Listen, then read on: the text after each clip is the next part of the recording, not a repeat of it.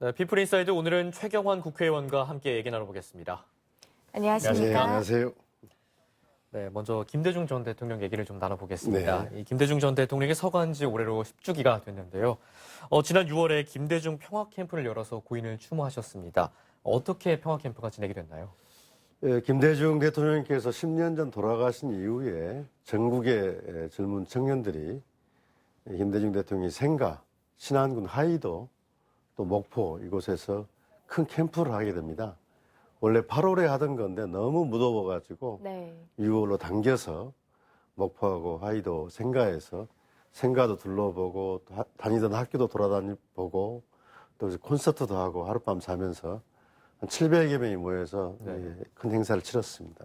네. 그런데 이번에 그 천사대교 개통되지 않았어요. 네. 예. 그래서 안좌도에서 들어가면 목포에서 한 2시간 반 배를 타야 되는데 지금 안좌도에서 들어가면 배는 1시간만 타도 네. 하이도 생가를 갈 수 있는 그런 조건이 마련됐습니다. 네. 많이 찾아주셨으면 고맙겠습니다. 네. 네.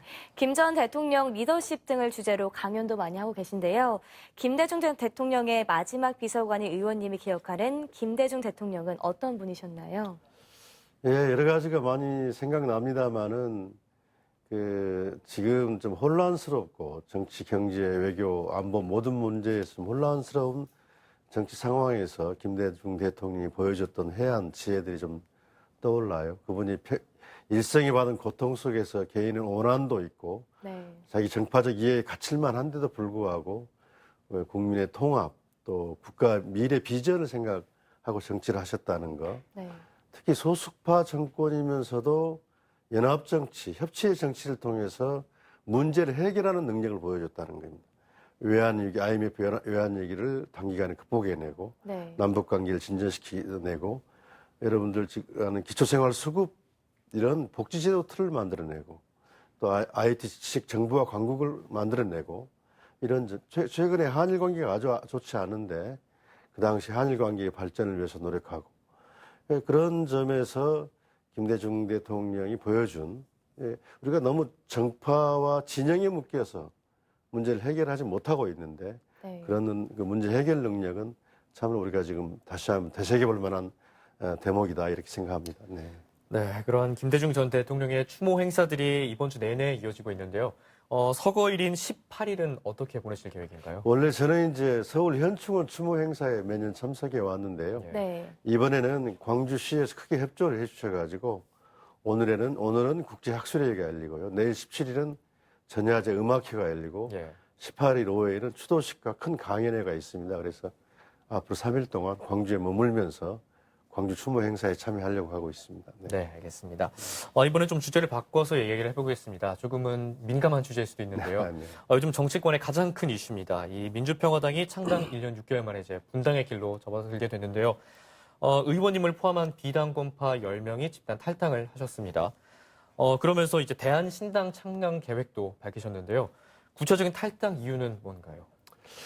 예, 먼저 좀 우리 광주 시도민 여러분께 이런 정치적 혼란과 불안정한 모습을 보여드린 점에 대해서 대단히 죄송하게 죄송하다는 말씀을 드립니다. 아시는 것처럼 3년 전에 우리 광주 전남 시도민들, 호남민들이 다당제 정치 발전이라는 큰 정치 핵을 그어주셨어요. 네. 근데 그것을 발전시키지 못하고 민주평화당과 바른미래당은 분열돼 가지고 네. 아무 역할도 하지 못하고 말았습니다. 그래서 질이멸렬한 상태인데 또 내년 4월 총선은 다가오고 그래서 다시 한번 시작해보자. 그때 3년 전에 주셨던 그 주민들의 뜻을 다시 받들어서 건강한 제3세력을 다시 모아서 새로운 그 정치 구도를 만들어보자 하는 생각으로 다시 말씀드리면 대한신당 운동을 벌이기 위해서 지금 민주평화당을 나와서 새롭게 활동을 시작했다는 말씀을 드립니다. 네. 네.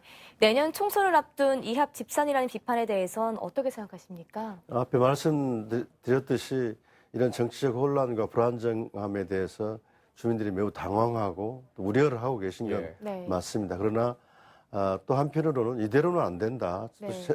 뭔가 변화가 있어야 된다. 새로운 시도가 필요하지 않느냐는 여론도 있습니다. 그런 점에서 저는 제 경험으로는 우리 정치 구도가 사람은 두 다리로 걸을 수 있지만 우리 한국 정치는 두 당으로는 안 되는 것 같아요. 양당의 극단적인 대결, 5년 후에 대통령 선거만 하고 국회에서는 아무 일도 못하는 상황.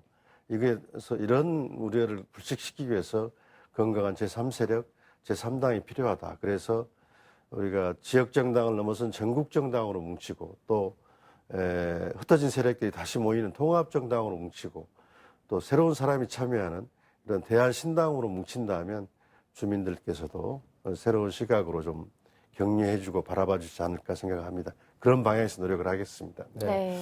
또 한편으로는 이러한 움직임들이 또 정계 개편의 신호탄이 되지 않을까 이런 하는 관측도 있는데요. 또 바른미래당을 포함해서 이 정계 개편의 움직임이 가속화될 거라는 얘기도 나오고 있습니다. 바른미래당 호남 의원들과는 조금 접촉이 있으셨나요? 네, 자주 만나는데 그분들의 생각도 비슷합니다. 비슷한데요. 그러니까 아까 말씀드렸던 그 3년 전에 주민들이 선택해 준 부분을 분열로 가져갔던 우리 민주평화당도 죄가 있습니다만은 그분들은 특히 이제 보수 정당으로 가가지고 호남인들의 좀 그 불만을 샀던 부분이 있어요. 그래서 그 당시 선택에 대해서 좀 주민들에게 설명할 부분이 있다고 생각합니다. 네. 그래서 앞으로 같이 할 부분이 있다면 또 같이 할 수 있는 것이고 그런 부분 주민들에게 좀 시도민들에게 좀 이해를 구하는 절차가 좀 필요하다고 생각합니다. 네. 네. 정계 개편은 어떻게 전망하시나요? 이미 저희 민주평화당 11명의 의원의 탈당으로 정계 개편이 시작됐다고 생각합니다. 네. 1당, 2당 그러니까 더불어민주당과 자유한국당은 네. 큰 변화는 없을 것 같습니다. 다만 이 3세력이 어떻게 정립이 되느냐는 문제. 네. 지금 3당, 4당 이 정당들이 어떻게 정리되느냐가 정계 개편의 핵심이고 그래서 내년 선거에서 그런 그 3세력들이 어떻게 정립돼서 경쟁하는가 이런 방향에서 정계 개편의 방향이 추진되지 않을까 생각하고 있습니다. 네. 네. 만약에 신당을 창당하게 되신다면은 지금 계신 분들과 또 이제 새로운 인사의 영입도 좀 필요할 것 같은데 좀 염두에 두고 있는 인사들이 있으십니까? 예, 그렇습니다. 그 다당제 정치 발전이라는 협치민주주의 발전이라고 하는 대의, 특히 우리 광주 전남으로서 특정 정당이 독식하는 이런 현상이 아니라 경쟁 구도를 만들어야 된다는 데에서 많은 동의들이 있는 건 사실입니다. 네. 그리고 그렇지만 이 정치 상황에 선뜻 아직 참여하려고 하는 분이 많지는 않아요. 그렇지만 저희들이 그 새로운 사람 또 새로운 세력들을 모시고 그분들의 주도하에 네. 이런 이제 3세력 대한신당이 만들어질 수 있도록 많은 분들을 접촉하고 있고 조만간 좀 좋은 인물들이 나타나리라고 생각하고 있습니다. 네. 네. 신당 창당에 대한 일정과 또 앞으로의 계획은 어떻게 되시는지 말씀해 예, 주시죠. 어제도 서울에서 회의를 갖고 워크숍을 갖고 저희들이 했습니다만은 올해 안에는 그 가시화 시켜야 될 겁니다. 내년 4월 15일이 총선이기 때문에 네. 올해 안에는 그 정당의 모습을 찾아내야 되고요. 다만 우리들 탈당한 몇 사람 의원들만 가지고 당을 만들면은 큰 의미가 없는 거고요. 네. 아까 말씀드린 새로운 세력, 새로운 사람들이 참여한 상태로 준비를 해야 된다. 그런 준비를 새로운 사람을 영입하는 문제, 또 당의 정당을 만드는 문제, 이 두 가지 투트랙으로 좀 하고 있는데요. 네. 그래서 이달 안에 창당 준비 계획단을 출범하기로 하고 준비를 하고 있습니다. 네. 네, 계획하신 대로 좀 잘 이루어지면서 추진이 되면서 좀 정치권의 안정이 찾아오기를 바라겠습니다. 네, 그런 방향에서 노력하겠습니다. 예, 네. 오늘 말씀 여기까지 듣도록 하겠습니다. 지금까지 최경환 국회의원과 얘기 나눠봤습니다. 오늘 말씀 감사합니다. 네, 감사합니다.